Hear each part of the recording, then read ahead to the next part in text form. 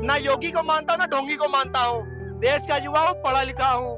किसी की परमिशन की जरूरत नहीं किसी को महाकुंभ में जाने की। महाकुंभ का मैनेजमेंट सही है और इस प्रकार इतनी भीड़ को कंट्रोल करना अखिलेश यादव के बस की बात नहीं थी। याद रखिएगा, ना ही किसी और के बस की बात थी। वो कुर्सी पे बैठा योगी आदित्यनाथ था। अभी पता चलेगा। ना योगी को मानता हूँ ना ढोंगी को मानता हूँ। देश का युवा हूँ, पढ़ा लिखा हूँ। किसी की परमिशन की जरूरत नहीं किसी को महाकुंभ में जाने की। ठीक है, ये पहली बार महाकुंभ नहीं हो रहा है। तो जब 13 भी हुआ था उससे पहले भी हुआ करता था, लेकिन तब इतना ढोंग नहीं पीटा गया था। उबला हुआ अंडा मांग रहा है। पहले तो निमंत्रण तो सबको अपने घर में बुलाओ, तो घर का खाना खत्म हो ऊपर से पानी बरसने लगा। मतलब शर्म आनी चाहिए ऐसे प्रधानमंत्री हो, देश के गृह मंत्री को, मुख्यमंत्री को प्रदेश की। भारी मिस्टेक हो।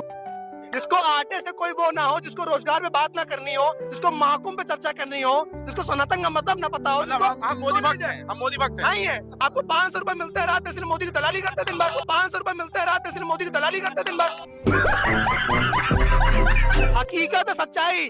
2014 से 2024 में आप इस देश में अगर रहते हैं मोदी की सरकार है, तो आप गोबर खाइए, आटा मत खाइए। गोबर खाएं। हाँ, सरकार में लौंडिया नाचती थी, जिनकी सरकार में हमारे आस्था के पर्व के दिन ये ऑर्केस्ट्रा वाली को बुलवा के नचवाते थे, एक्ट्रेस को बुलवा के ठुमका लगवाते थे, मुन्नी बदनाम वसीला की चवानी करवाते थे।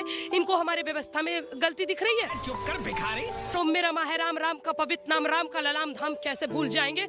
और जिस जन्मभूमि के लिए बहाए कई बार रक्त, वक्त जो पड़ा तो रक्त और भी चढ़ाएंगे, लेकिन राम को नहीं भूलेंगे। क्या बात है। 2014 के बाद लोग हिंदू बने हैं। पहले हिंदू नहीं थे। पहले हिंदू कहाँ थे?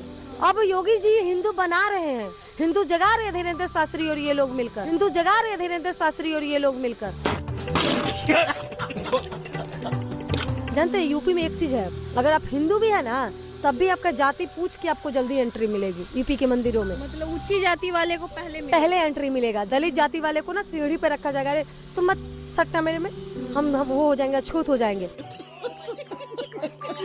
अभी क्या कह रहे, भगदड़ हुई भाई, गलती शासन की थी, गलती प्रशासन की थी। अरे भैया 40 करोड़ का भीड़ है, श्रद्धालुओं के बारे में सोचिए। ये आस्था का देश है। तेरा बाप यहाँ छोड़कर गया था कि तेरी माँ? जिस हिसाब से भीड़ की संख्या बढ़ रही है, आपने आधा घंटा पहले भगदड़ के भी बयान सुना होगा। बोला गया था कि आप लोग सोइए मत, जो सोबत है सो खोबत है। क्लियर बोला गया था, अनाउंसमेंट किया गया था, सभी चीजें व्यवस्थित है। नागरिकों का भी कर्तव्य होता है कि आप रूल रेगुलेशन को फॉलो करें। महाकुंभ का इतना प्रचार प्रसार कर दिया कि वहाँ की व्यवस्थाएं ठीक नहीं कर पाए। योगी जी निमंत्रण बांट रहे थे, प्रधानमंत्री निमंत्रण बांट रहा था कि आइए महाकुंभ में आपको स्नान कराते हैं। जब श्रद्धालु पहुँच गए तो मौत के घाट उतर गए। उसका जिम्मेदार कौन? आंकड़ा क्यों नहीं दे पाई सरकार, मुझे बताइए।